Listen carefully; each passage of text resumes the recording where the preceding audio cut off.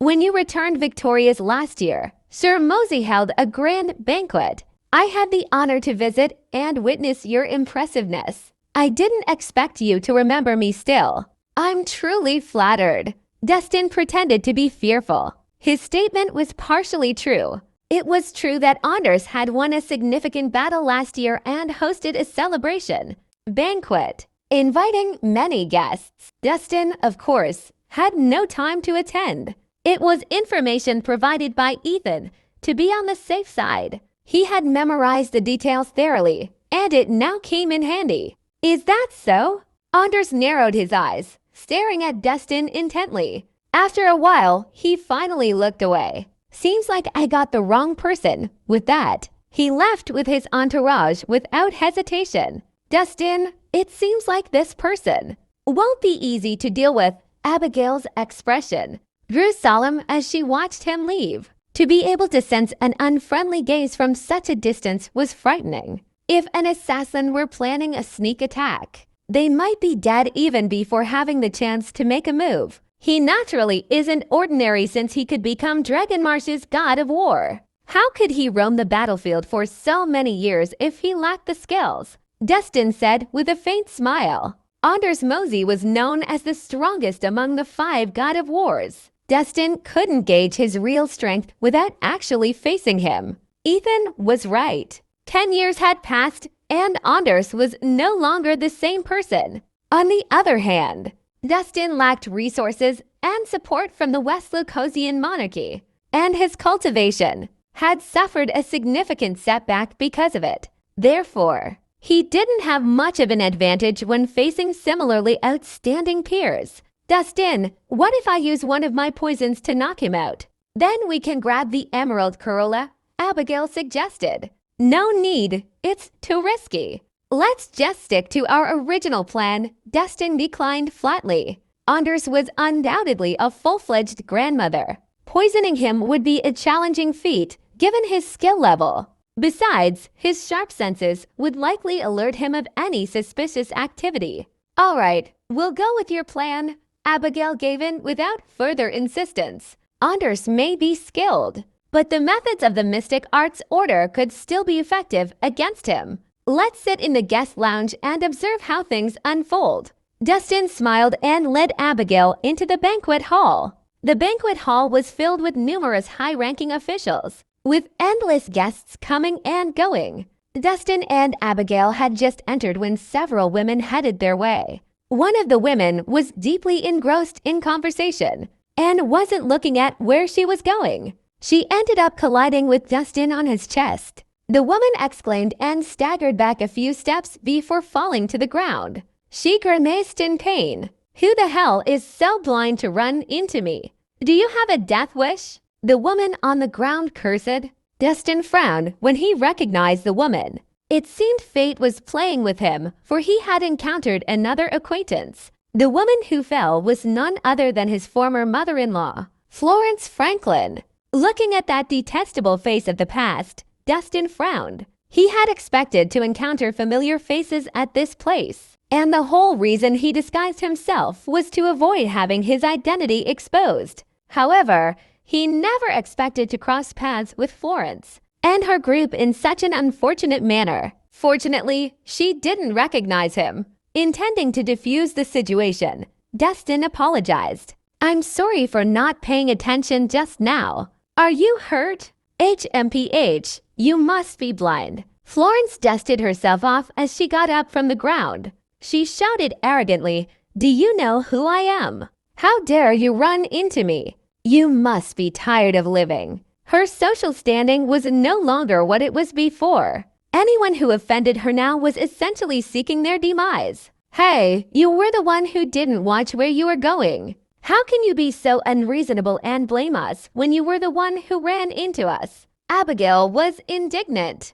Who the hell are you? How dare you point fingers at me? Florence glared at Abigail, her tone becoming more aggressive. I order you to apologize to me right now and compensate me for my mental distress. Otherwise, I'll make sure you regret it. Haha, trying to intimidate us, are we? If we don't, what are you going to do about it? Abigail smirked. You wench. How dare you talk back? Do you know what I'm going to do to you? Florence was aggressive. A word of advice: apologize and pay up.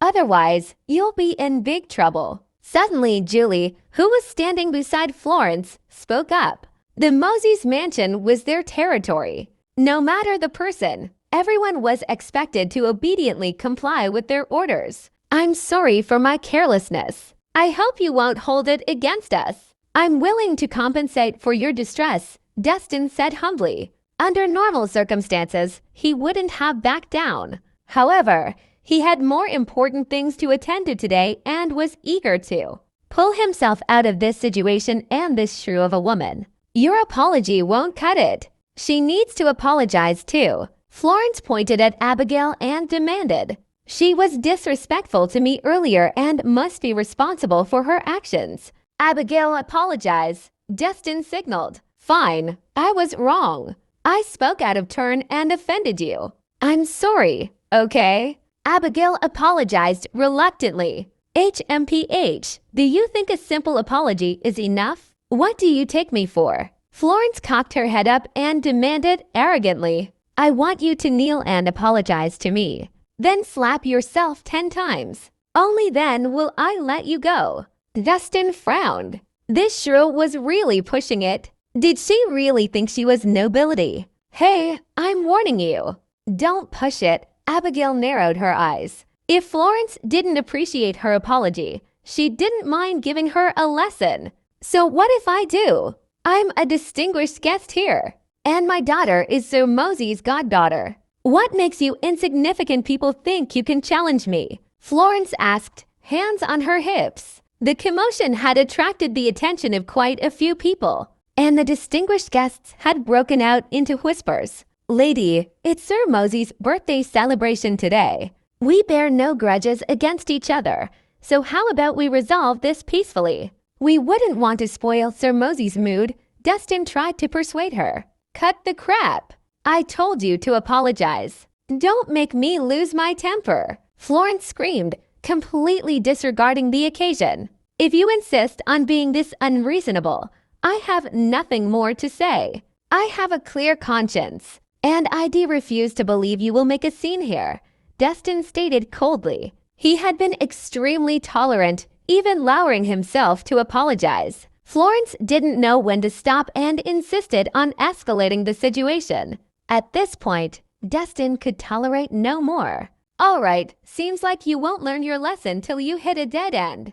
Guards, guards. These two troublemakers are causing a disturbance. They even resorted to violence against me. Arrest them immediately. Florence shouted, following her orders. Guards at the entrance immediately surrounded Destin and Abigail. Dahlia was now a prominent figure among the Moseys. As her mother, Florence was considered a distinguished guest who enjoyed a high status. There were not many people who dared to offend them. Hold on. Just as the two sides were about to clash, Dahlia suddenly walked in and exclaimed darkly, What's going on here? Why are you drawing weapons? Don't you know what day it is today?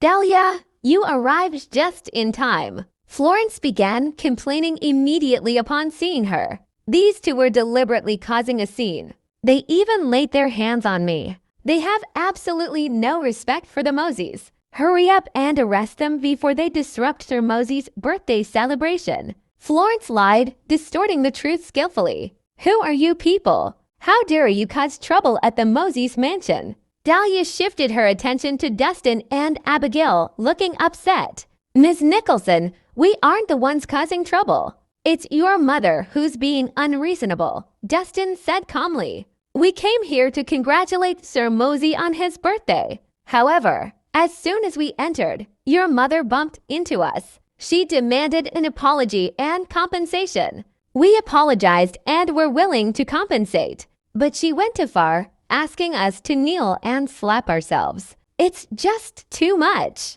Huh, is that so? Dahlia frowned slightly as she turned to her mother. Dahlia, don't listen to his nonsense. It was clear that he deliberately bumped into me and provoked me on purpose. Just look at him. He's obviously not a good person. Florence kept up the act. With the Moseys backing her up, even if she was in the wrong, she could turn it around. Ms. Nicholson, everyone present can tell right from wrong. I believe the Moseys are not people who misuse their influence, Dustin remarked calmly. Dahlia frowned at his words. The person before her spoke calmly and logically and didn't appear to be lying. Considering the expressions of those around her, she could guess who was at fault. After all, no one would be so foolish to cause a scene at Mosey's mansion. Dahlia, this guy is deceiving the public. Arrest him immediately and throw him into prison. Florence yelled.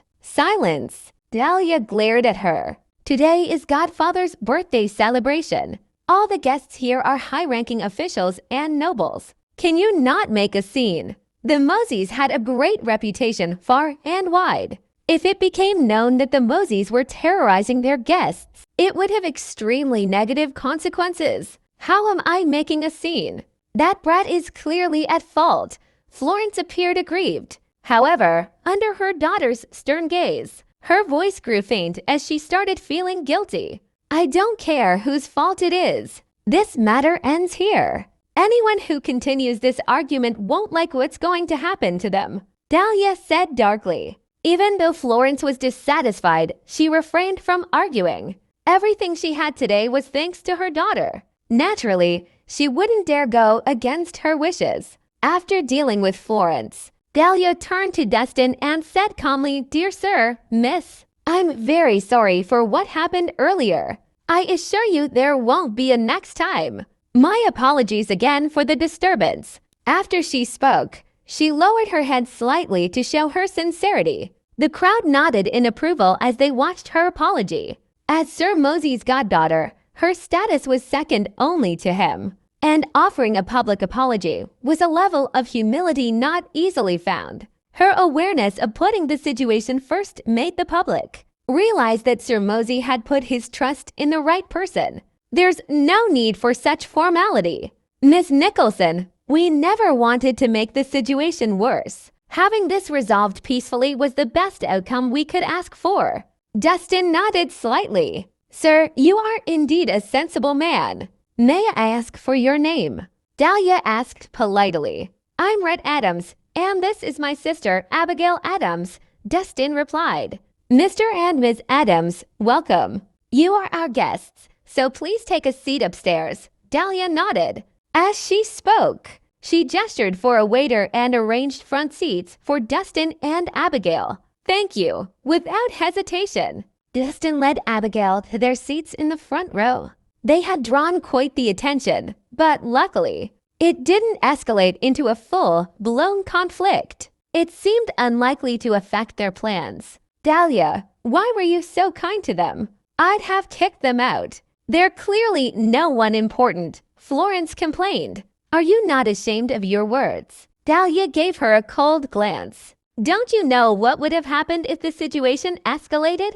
Once word gets out, the Moseys will be known as bullies, and the reputation Godfather had built for a decade would be tarnished. It's not that serious. We were just teaching to ignorant people a lesson. What does it have to do with Sir Mosey's reputation? Florence thought Dahlia was making a mountain out of a molehill. Not that serious. Open your eyes and look around you. Who are the people in attendance today? Dahlia was disappointed. She went on. Creating such an absurd spectacle in the presence of these influential people is a slap to Godfather's face. Did you even think of the consequences if someone with malicious intent took advantage of the situation and spread damaging news? As the saying went, great power invited great scrutiny. The Moseys drew considerable attention, and they had to approach every matter carefully. They had to prevent others from gaining the upper hand to prevent any potential threat. How would I know there would be consequences? Besides, it wasn't my fault, Florence said guiltily. That's enough. Dahlia frowned. I don't care what the reason was, but all of you must remember one thing. You must think about the bigger picture today. Don't do anything that would damage the Moseys' reputation. Do you hear me? We understand, Florence, Julie, and the rest nodded repeatedly. They finally realized the gravity of the situation. Well, they were used to being arrogant in the past. They had to restrain themselves for today's special occasion. All right, now grab a seat for yourselves. And don't cause any more trouble. Dahlia reminded them before returning to her tasks, as she was now in charge of more than half of the Mosey's businesses. She had become the family's de facto manager. More guests had arrived as time passed. Influential figures were walking into the guest lounge one after the other. As noon approached, Sir Mosey, the birthday star, finally made his formal entrance. Under the gaze of the crowd, a middle-aged man in traditional clothing walked in with a gentle smile. He had a slightly plump figure, kind eyes, and lacked the imposing aura of an authoritative figure, appearing quite down to earth. At first glance, he seemed like a regular middle-aged man from the neighborhood. However, as soon as he entered, all of the guests in the hall stood up. "Greetings, Sir Mosey," they said respectfully in unison. All right. There was no need for that. "Please take a seat and make yourselves at home," Seamus said with a warm smile. While speaking, Seamus waved in all directions. He didn't look authoritative whatsoever. That's the legendary Sir Mosey. He looks different from what I imagined. Abigail was puzzled as she gazed at the friendly, plump man in front of her. She had imagined a prince to be imposing and dignified, a figure that would command respect with just a glance. She was slightly disappointed with Seamus' appearance and temperament. "Godfather, please have a look." Anders grabbed the black cloth and pulled it down forcefully, revealing the contents of the cage to everyone. When the black cloth fell, a stir swept through the crowd. They were astonished to discover that the iron cage contained a ferocious beast, a creature resembling a tiger but with a much larger build. It had pitch black fur that emitted a metallic sheen and two long protruding fangs. Each was about a foot in length, resembling sharp swords. The claws on its paws extended like steel talons, with traces of blood and flesh clinging to them. It looked extremely intimidating, sending shivers down the spines of the onlookers. Fortunately, the beast remained in a deep slumber, displaying no signs of aggression. "Godfather, this is an onyx claw that I captured from the ancient forests of the eastern frontier. It is the king of beasts and is extremely ferocious. It's not only powerful, but its fur is also incredibly tough, immune to blades and bullets. It's truly a rare creature. It took me quite the effort to capture this creature successfully. Do you like it?" Anders declared loudly as he patted the onyx claw's head. "Well done. My son is indeed a courageous man to be able to capture such a rare and formidable beast. I'm pleased." Seamus laughed heartily, as expected of the Veros warrior. It's incredible that he was able to capture an onyx claw to keep as a pet. Who else in Oakvale could do what he did? The guests showered Anders with praises. While traditional birthday gifts consisted of gold, silver, antiques, and the like, Anders had presented a rare beast as a gift. This unexpected choice highlighted his exceptional talents. "Godfather, legend says that an onyx claw has spiritual abilities and is capable of distinguishing between good and evil. It can protect you if you keep it by your side," Anders explained. "Oh, is that so?" Seamus was surprised. "If you don't believe me, you can try it out," Anders said with a smile. "And how should I do that?" Seamus was curious. "It's simple. I'll open the cage later and release the onyx claw. It could detect a wicked person's presence immediately," Anders answered.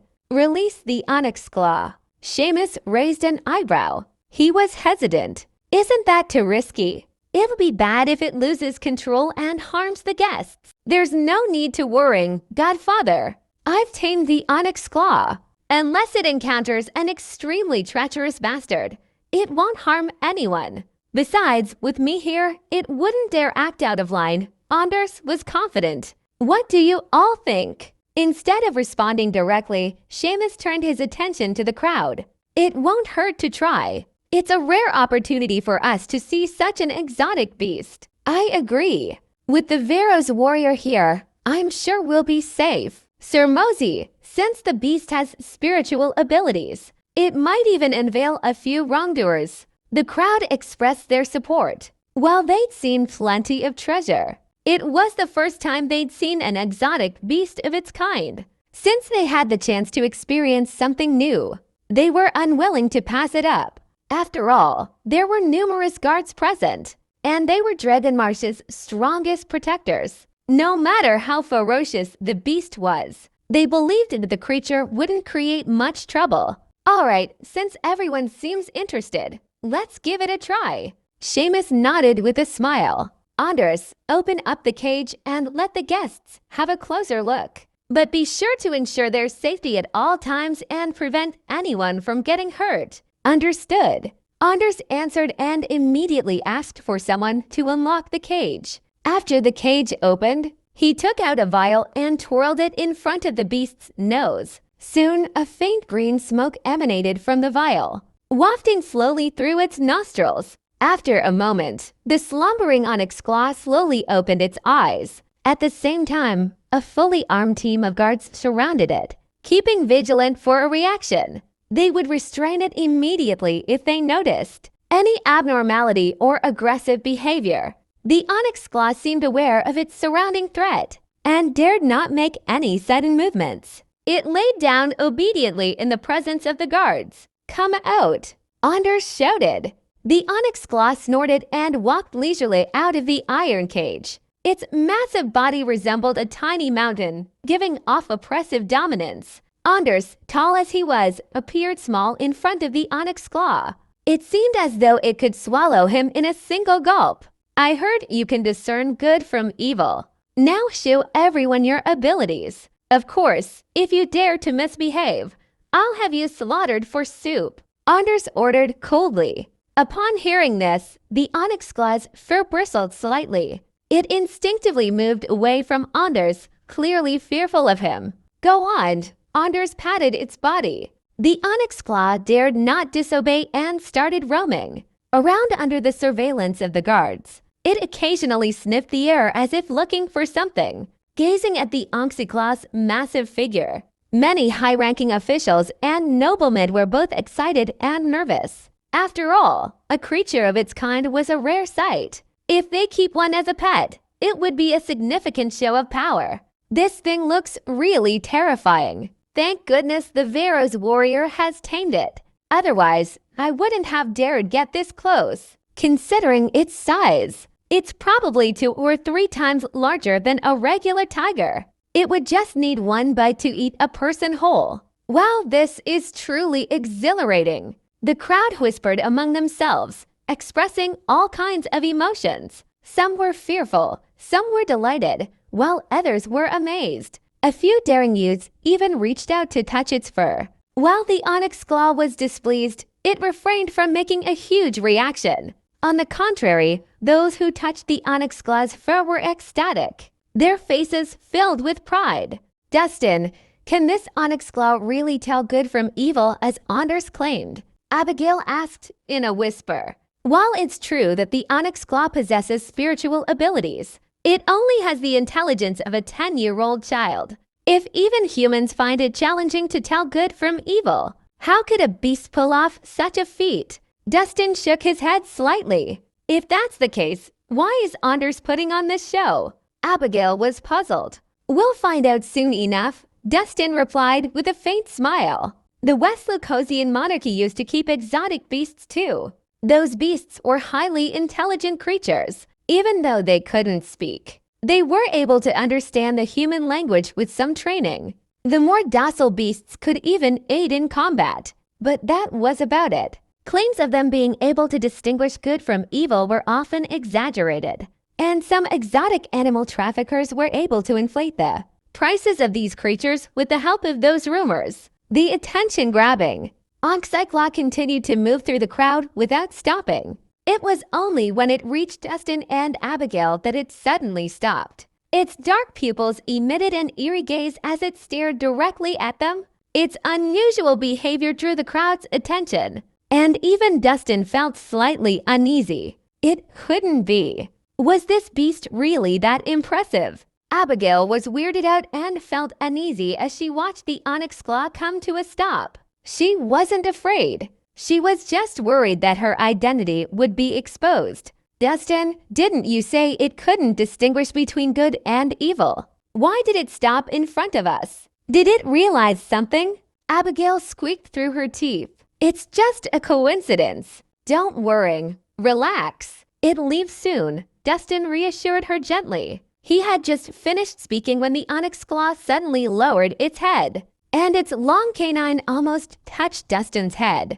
It breathed heavily onto Dustin's face. It felt warm but gave off a pungent smell. Dustin held his breath and muttered silently, "Buddy, you'd better not mess around or I'll kill you." Seemingly sensing Dustin's threat, the onyx claw snorted and shifted its massive head toward Abigail. She clenched her fists, barely holding back the urge to strike. The onyx claw was close to the size of an elephant. With its proximity, one bite could easily snap off Abigail's head. This creature was stepping out of line. What's going on?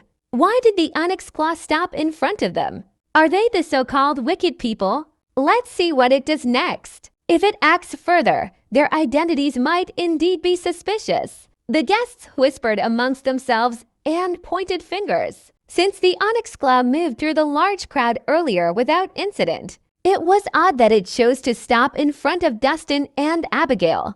HMPH. I knew from the start that they were no good. The onyx skull just confirmed my suspicions. Florence crossed her arms, looking as arrogant as usual. It would be thrilling to watch the onyx claw bite off their heads. Julie muttered to herself with an expectant look. Dahlia, however, remained expressionless and showed no reaction. She still thought that Anders was merely putting on a show. How could a beast possibly discern right from wrong?